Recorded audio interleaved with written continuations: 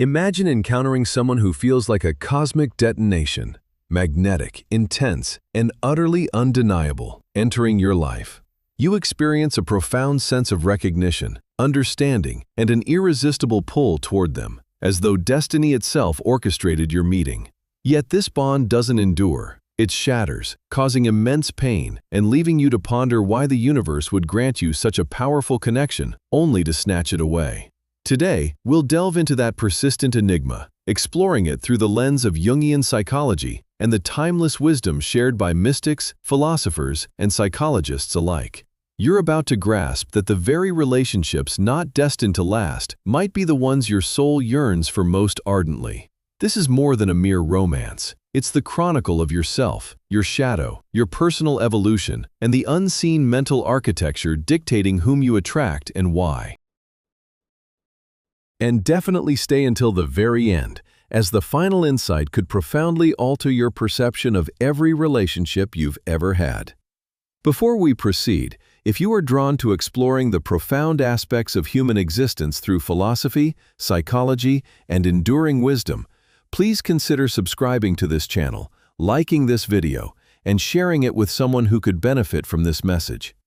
Your participation allows us to reach more individuals on a similar quest, and I promise, revelations are on the horizon that could permanently transform how you view yourself and others. Let's start. Recall someone you loved, or believed you loved, deeply, but the relationship didn't endure. What if I told you that your encounter was not coincidental, that their purpose in your journey was never to remain, but to awaken something within you? Carl Jung posited that every individual we meet acts as a mirror, reflecting not only who we are, but more profoundly, aspects of ourselves we are not yet conscious of. Jung termed this the quote zero, the submerged facets of the self that we suppress, deny, or remain blind to. These relationships, often marked by pain, intensity, and brevity, serve as quote one. They stir up deep-seated emotions within us: desire, insecurity, hope, fear. They bring to light wounds we thought had healed, or ones we never realized existed. They make us feel vibrantly alive, but also destabilized. You might wonder why the cosmos would inflict pain in the guise of love. But perhaps it isn't pain. Perhaps it is enlightenment. When you meet someone who ignites your shadow, what truly transpires is a confrontation with your deepest self, the elements of you buried by early conditioning, past traumas, anxieties, or even societal expectations. You aren't just falling for another person, you are falling into yourself. And those who spark this process aren't meant to be your lifelong companions. They are your reflections.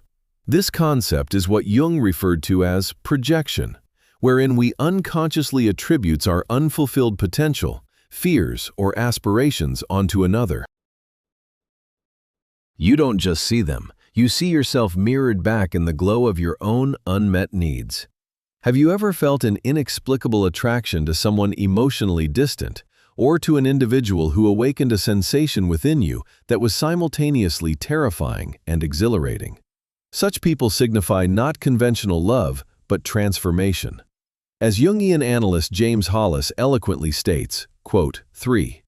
In this context, the universe isn't arbitrary for sending someone you cannot keep. It is deliberate. It sends you the person who cracks you open, not to shatter you, but to reveal your inner essence. That devastating moment when a relationship concludes isn't an ending. It is the genesis of something far more sacred, your return to yourself. Because, let's be honest, there are parts of us we would never examine unless someone else brought them to the fore. Sometimes we require the friction, the heartbreak, the yearning. These experiences act as emotional chisels, shaping our character and sculpting our soul. These not-meant-to-be individuals compel us to confront questions we've sidestepped for years.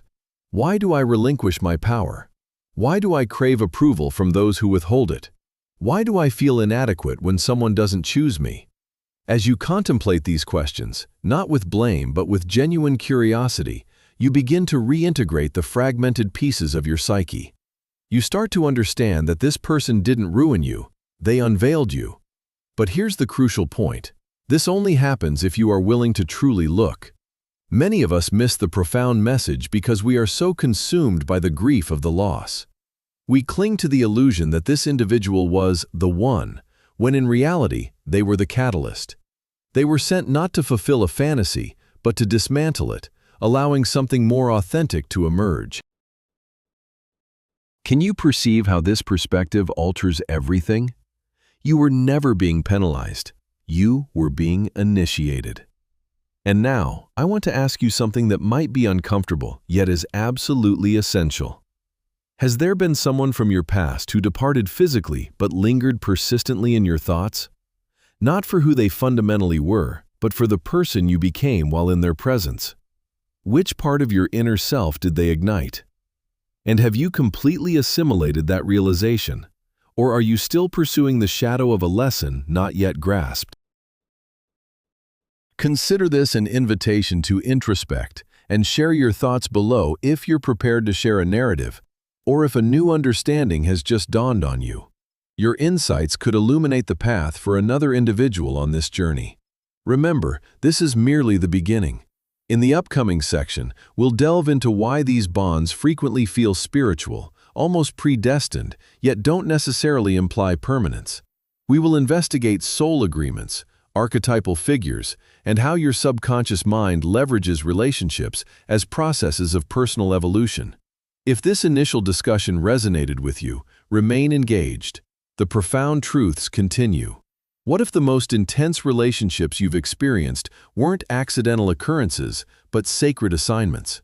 We frequently discuss destiny, soulmates, and perfect timing. However, we rarely comprehend the underlying principles of these notions.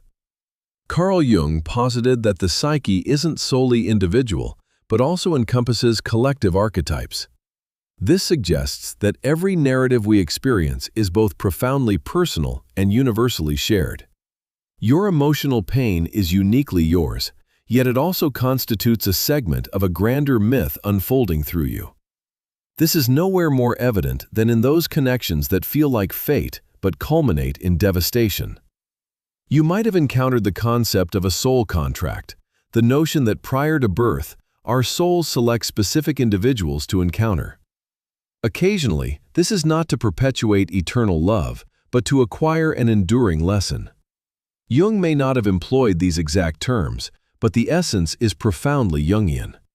He spoke of archetypes, universal patterns of behavior and symbols residing within the collective unconscious. We all embody the archetype of the beloved, the child, the champion, the wounded healer. In relationships, these archetypes stir and interact. Have you ever connected with someone who felt like home despite bringing disarray? Someone who made you feel invigorated yet also unstable? This transcends mere chemistry. It's an archetypal encounter, a dynamic interplay between the known and unknown facets of your being.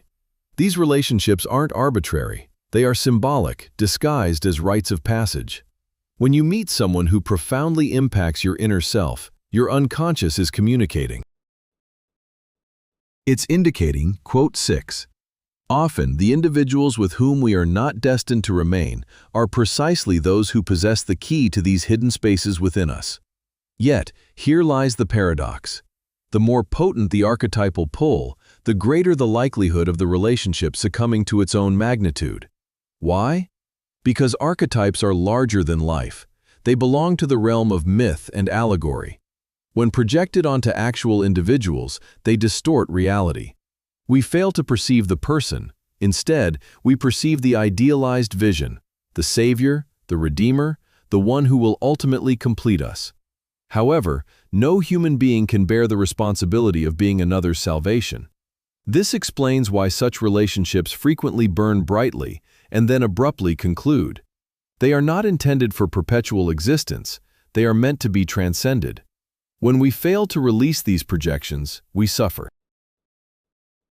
We pursue the delusion, convinced that if we had acted differently, they would have remained. But the truth is, they did not come to stay. They came to transform. Psychologist Robert A. Johnson, a disciple of Jung, asserted in his work We on Romantic Love that falling in love is a form of lunacy, a sacred madness that compels us to perceive the divine in another individual. However, the true effort commences when the projection dissipates, when the deity we believed we loved becomes human. It is then that the relationship either deepens into genuine connection or dissolves, having fulfilled its symbolic purpose. Therefore, contemplate. What narrative were you striving to fulfill through them? What necessity did they awaken? And was that necessity something they could genuinely satisfy, or was it always yours to acknowledge and heal? This embodies the core of Jungian development, reclaiming the projections, retrieving the fragments of your soul that you mistakenly entrusted to another. When you achieve this, the heartache becomes sacred. The sorrow transforms into a gateway. You shift from questioning, "Why did this happen to me?" to "What did this awaken within me?" This transformation is paramount, as our purpose is not merely to discover someone else. Our purpose is to discover ourselves. Through others, undoubtedly, but ultimately from within. Still, the query persists. Why does the cosmos render it so authentic, so profound, so irreplaceable if it is not destined to endure? The response resides in your soul's curriculum. Not all love is intended to last, but all love is intended to instruct. The universe operates through yearning, through loss, through symbols, dreams, and encounters that propel you beyond the superficiality of your identity. You do not progress when circumstances are effortless. Growth often happens when a disruption occurs, when your foundational beliefs are shaken, compelling you to reconstruct from within. These profound emotional experiences in relationships are designed to expedite this process, to dismantle your misconceptions and guide you closer to your authentic self, provided you are prepared to engage in self-reflection. Carl Jung taught that the journey to becoming a complete individual, which he termed individuation, necessitates confronting the unconscious. And relationships serve as incredibly potent instruments for this very confrontation. Each affection, every heartbreak, every trigger serves as a message from your deepest self, from the individual you couldn't retain. They were a messenger. Not because they were perfect, not because you failed, but because your soul needed to internalize a particular lesson through them. And even after their departure, that message continues to resonate. The critical question is whether you will heed it or persist in pursuing another iteration of the same lesson, hoping for a different outcome this time. This marks a pivotal crossroads. One path leads to cyclic repetition, while the other paves the way for profound transformation. Which route are you currently on? Let's delve deeper. In the subsequent section, we will investigate the subconscious tendencies that repeatedly attract you to similar types of individuals and strategies for breaking free from these cycles. We will discuss attachment theory, the dynamics of the inner child, and how to fundamentally reconfigure your relational blueprint.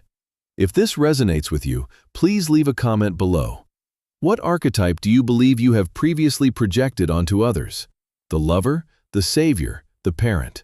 And what insights about yourself did you gain when that projection dissolved? Your narrative holds significance, and someone else might need to hear that they are not alone. Remain with me. The most crucial revelation is yet to come.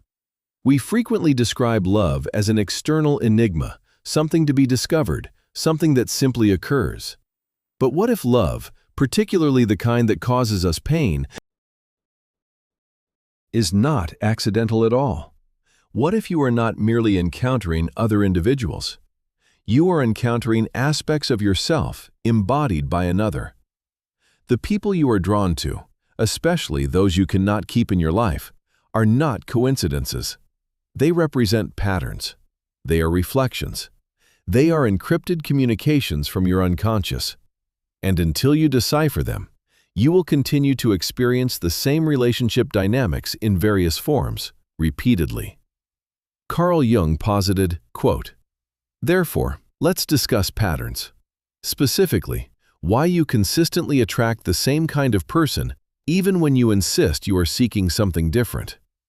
Jungian psychology suggests that we lack full awareness of our motivations. The ego, the conscious mind, believes it is in charge. However, beneath the surface lies the unconscious, a vast repository of memories, fears, desires, and unresolved wounds. It is within this unacknowledged territory that our relationship templates are forged. If your initial experiences of love were inconsistent, insecure, or conditional, your inner child absorbed the message that love must be earned, pursued, or feared. And unless that wound is addressed, you will subconsciously gravitate towards relationships that mirror the familiar, not because it brings joy, but because it provides a sense of recognition. This is what attachment theory refers to as anxious or avoidant attachment styles, and what Jung would categorize as a complex, a constellation of emotional associations stemming from childhood trauma.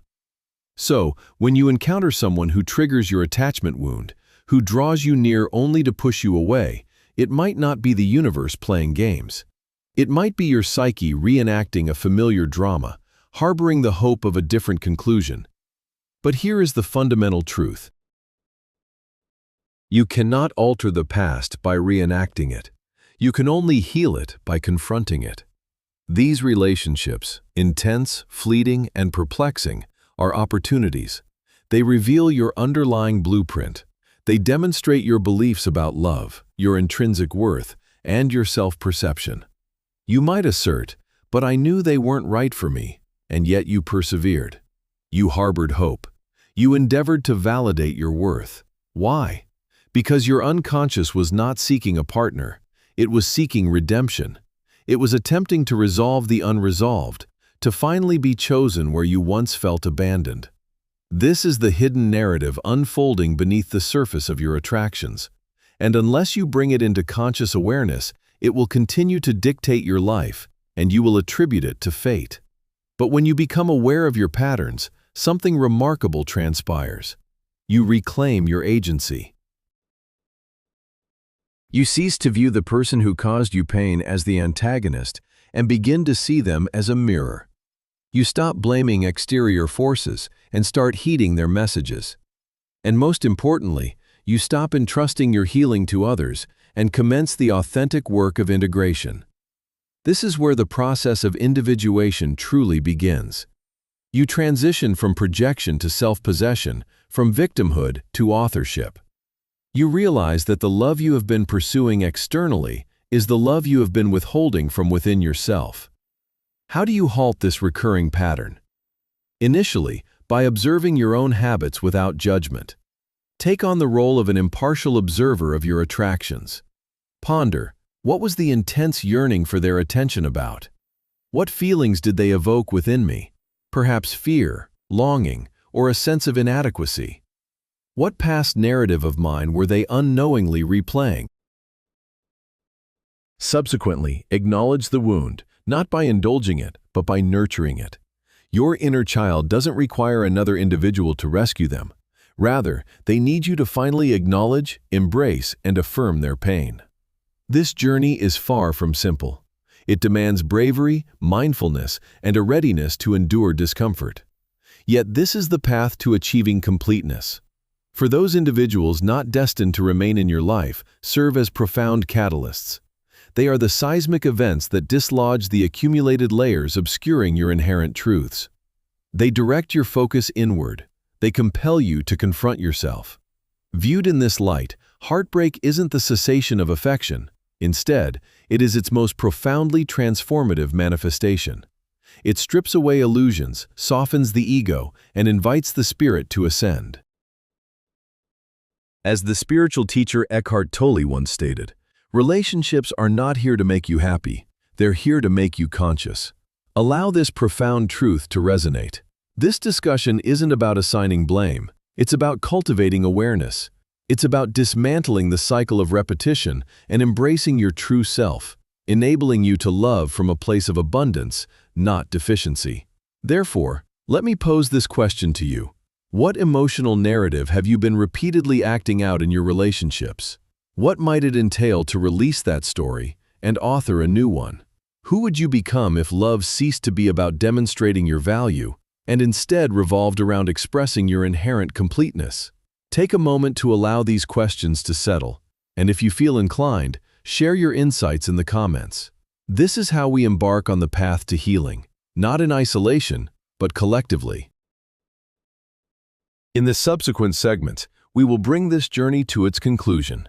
We will explore methods for integrating these challenging relationships into your spiritual development, for transforming your subconscious beliefs, and crucially, for reopening your heart without sacrificing your sense of self.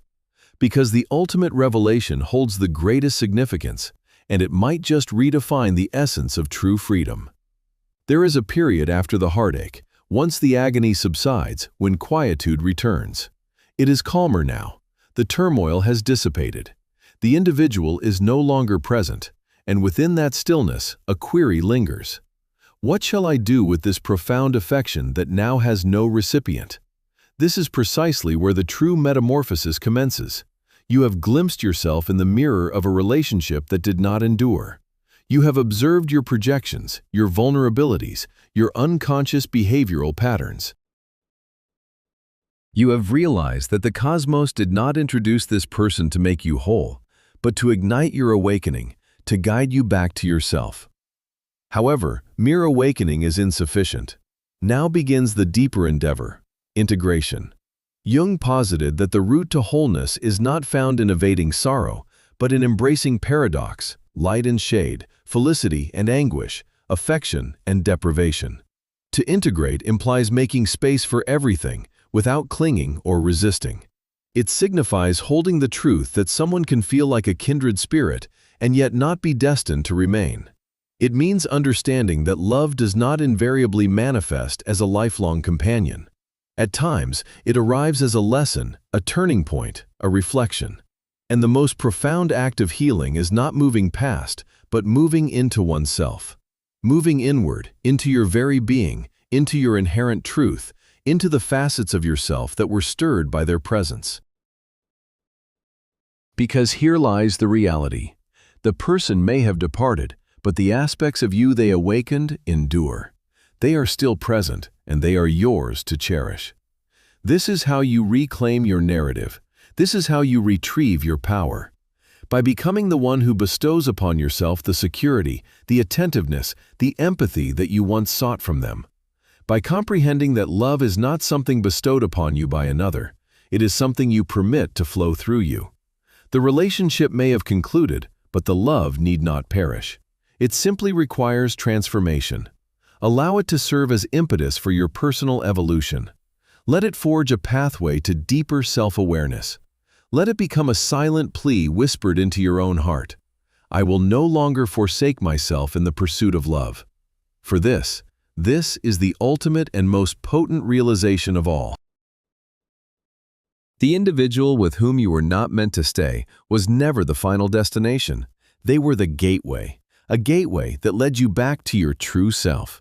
You did not fail. You did not squander your efforts. You did not misinterpret the indications. You experienced a soul contract fulfilling its purpose, and now that purpose has been achieved. You are liberated, not merely from the individual, but from the misconception that love must conform to a specific form to be authentic.